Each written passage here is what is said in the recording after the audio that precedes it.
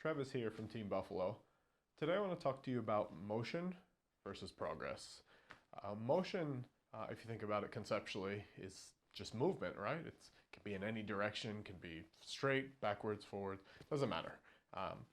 Progress is linear. It's about moving forward. It can kind of move up and down, but you're moving in the direction you intend to go, or at least in some direction.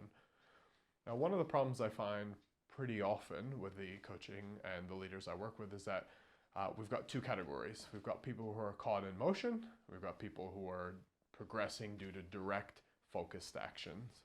Now, direct focused actions are quite good in that we can say to everyone around us, the team, whether you're by yourself and just in your planning, this is where we're going to go. This is what it needs to look like. And we can draw that all the way down to what we do today. With motion, it becomes a bit messier. It looks easier day to day, but it's a lot sloppier. And I'll give you a real example of that.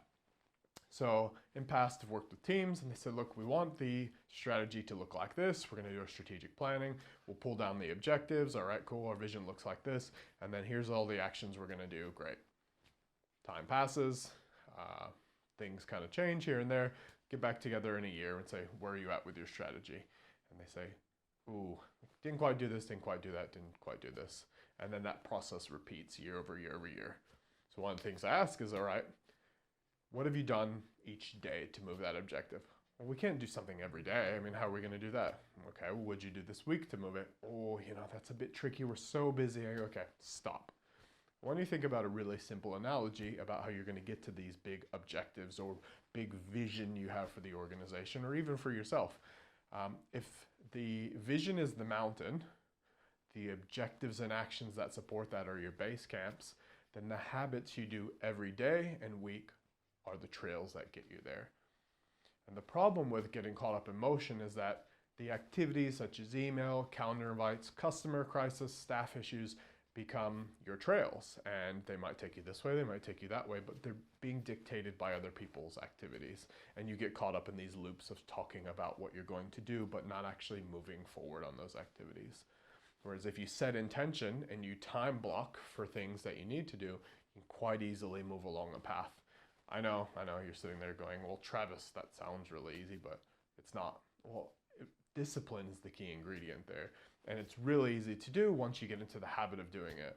You set time for things that have to happen. You allow buffers in between. But every single day you take intentional actions.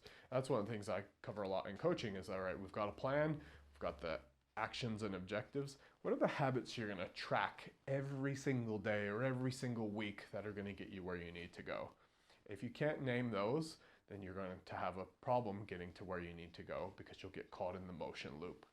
So if you take nothing else away from this, I want you to sit down and think about, are you in motion or are you moving forward against your objectives? And if you're caught in motion, how are you going to break that cycle?